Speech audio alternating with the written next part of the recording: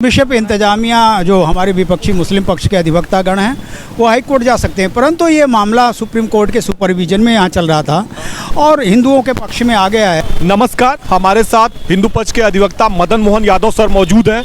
आज कोर्ट ने फैसला दिया कि माता श्रृंगार गौरी की जो प्रतिदिन पूजा के संबंध में याचिका दायर हुई थी उस पर कोर्ट ने फैसला दिया कि यह सुनवाई योग्य है और इसकी डेट भी तय की है 22 को। सर, इसके बारे में हमें बताएं, फैसला जो आया ये क्या फैसला है और उसका क्या असर होगा, इंतजामिया के पास क्या ऑप्शन बचते हैं, पूरा डिटेल में। इस विषय पे इंतजामिया जो हमारे विपक्षी मुस्लिम पक्ष के अधिवक्तागण हैं वो हाई कोर्ट जा सकते हैं, परंतु ये मामला सुप्रीम कोर्ट के सुपरविजन में यहाँ चल रहा था और हिंदुओं के पक्ष में आ गया है।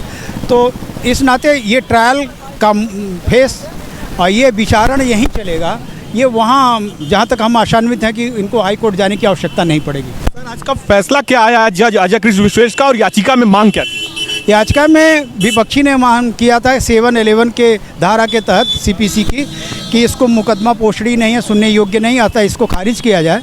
माननीय न्यायालय ने महीनों इसको विस्तार पूर्वक सुना और आज माननीय न्यायालय ने स्पष्ट कर दिया कि ये सुनने योग्य है। जो सबसे बड़ी बाधा इनके द्वारा शो की जा रही थी कि ये वर्शिप एक्ट से बार्ड है, वर्शिप और ये वक्फ बोर्ड की प्रॉपर्टी का इशू है, ये वक्फ बोर्ड ट्रिब्यूनल में जाएगा, उन सबको माननीय न्यायालय ने। आप लोगों ने क्या तर्क रखा? जैसे उन्होंने वर्शिप एक्ट का तर्क रखा, तो आप लोगों ने क्या तर्क रखा? हमने महीनों इस बात को रखा कि माननीय न्यायालय हमारी बात को जाने, क्योंकि यहाँ निरंतर पूजा होती रही और वक्फ बोर्ड ट्रिब्यूनल की बात कर रहे थे। तो चूंकि दो हिंदुओं के बीच का, एक मुस्लिम हिंदू के बीच का विवाद हो तो वो मामला हिंदू ट्रिब्यूनल में नहीं जाएगा, वो सिविल कोर्ट का इशू बनेगा और ये आज तक वक्फ बोर्ड की प्रॉपर्टी कोई पेपर प्रस्तुत नहीं कर सके।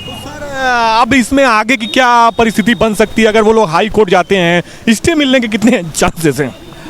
मुझे नहीं लगता माननीय न्यायालय इस विषय पर स्टे देने का कोई अवसर नहीं बन रहा है, क्योंकि वो सारी आपत्ति जो आधार बन रहा था वर्शिप एक्ट वो खारिज हो गया, वो माननीय न्यायालय ने सुन लिया। तो इसलिए मुझे नहीं लगता कि वो इस आधार पर वहाँ उन्हें स्टे मिलेगा। कहने का मतलब ये बहुत बड़ी जीत है और ये ट्रायल आगे चलता रहेगा। ये ऐतिहासिक जीत है और इस तरह ये वर्शिप एक्ट का, वक्फ बोर्ड ट्रिब्यूनल, वक्फ बोर्ड की प्रॉपर्टी, ये जो हवा खड़ा किया जा रहा था उसका तिलस्म आज टूट गया है। ये बहुत बड़ी बात है, ऐतिहासिक दिन। ऐसे मामलों में अब जब कोर्ट ने कह दिया कि ये मामला सुनवाई योग्य है, इसकी डेट भी तय कर दी है 22 सितंबर को, तो अब किस किस स्टेप से कोर्ट चलेगी, क्या क्या साक्ष्य, वो थोड़ा उसके बारे में हमें बताएं कि किस किस तरीके से जांच होगी, क्या होगा? अब अभी चूंकि 2-3 मामले और लंबित हैं माननीय न्यायालय के समक्ष। एक तो ये है कि माननीय न्यायालय ये हमें स्पष्ट करे कि पूजा का अधिकार हमें दे, वहाँ पे शिवलिंग प्राप्त हुआ, वहाँ पे हम निरंतर पूजा करें। और दूसरी बात है कि वहाँ पे अभी भी कमीशन की कार्रवाई हुई थी, उसमें 2-3 बिंदु सामने नहीं आ पाए हैं। दो उसके जो प्रकोष्ठ हैं, सेल हैं, 2 चेंबर हैं, वो खुले नहीं थे, तो वो कार्रवाई अधूरी रह गई, वो पूरी हो, पूजा का अधिकार मिले हमें। ये आज जो मामला था श्रृंगार गौरी का, इसमें तो प्रतिदिन पूजा अर्चना की भी मांग की गई है। हाँ, निरंतर पूजा के अधिकारी। तो अभी चूंकि ये मुकदमा चलेगा, विचारण का विषय है, ये तो बात की बात बनेगी। अगर जैसे सिद्ध हो जाता है, साक्ष्य मिल जाते हैं तो क्या अनुमति मिल सकती है? निसंदेह अनुमति मिलेगा और हम तो टाइटल सूट भविष्य में दाखिल भी किए हैं मुकदमा नंबर। बात और कि जो देखिए बड़ा गंभीर प्रश्न है कि जैसे साक्ष्य मिल गए कि यहाँ श्रृंगार गौरी का विग्रह है, आदि विश्वेश्वर का शिवलिंग है, तो ये तो साबित हो जाएगा कि मस्जिद फिर बाद में बनी होगी तोड़ के, तो क्या मस्जिद को भी हटाया जाने का प्रावधान बनता है?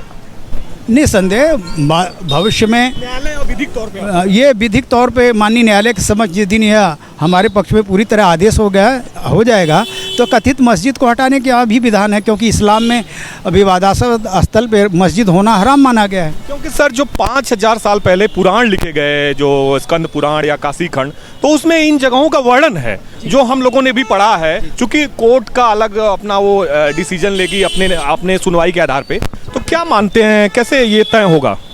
माननीय न्यायालय किन साक्ष्यों को आधार माना जा सकता है? 2-3 साक्ष्य प्रक्रिया में जी। एक तो एडवोकेट कमीशन की कार्रवाई, दूसरे अब अगला चरण होगा एसआई का परीक्षण कराना, पूरे परिसर में सर्वे कराया जाएगा, पुरातात्विक परीक्षण। तीसरा हमारे जो डॉक्यूमेंटेड ऐतिहासिक साक्ष्य हैं, जिसमें मासिर आलमगिरी औरंगजेब स्वतः एडमिट करता है कि इसको हमने तोड़वाया था। यहाँ पे ब्राह्मणों ने गंदी किताबें सभी लोगों को पढ़ाना शुरू कर दिया, जिससे मुसलमान भी भ्रमित हो रहे हैं। मासिर आलम में औरंगजेब ने कन्फेस किया जी, और ये काफिर उसको भी पढ़ के मुसलमान काफिर हो जा रहे हैं। तो ये सब बातें वो सब आ रही, तो ये कई ग्राउंड बन रहा है कि निर्णय हमारे पक्ष में। ये सब साक्ष्य वहाँ पे दिए गए हैं, आप लोगों ने प्रोवाइड करा है? जी, हमने माननीय न्यायालय के समक्ष रखे। तो ये थे शहर के जाने माने अधिवक्ता और हिंदू पक्ष के अधिवक्ता मदन मोहन यादव जी, जिन्होंने बताया कि ये ऐतिहासिक जीत है और बहुत बड़ी जीत है इन लोगों की। इन लोगों ने प्रॉपर साक्ष्य रखा, प्रॉपर एविडेंस दिए, तो 7-11 का रूल भी नहीं लागू हुआ, उसको कोर्ट ने खारिज कर दिया और इनके पक्ष में फैसला दिया कि ये सुनवाई योग्य है और अगली तिथि 22 सितंबर को तय की है। अभी तक के लिए इतना ही, धन्यवाद।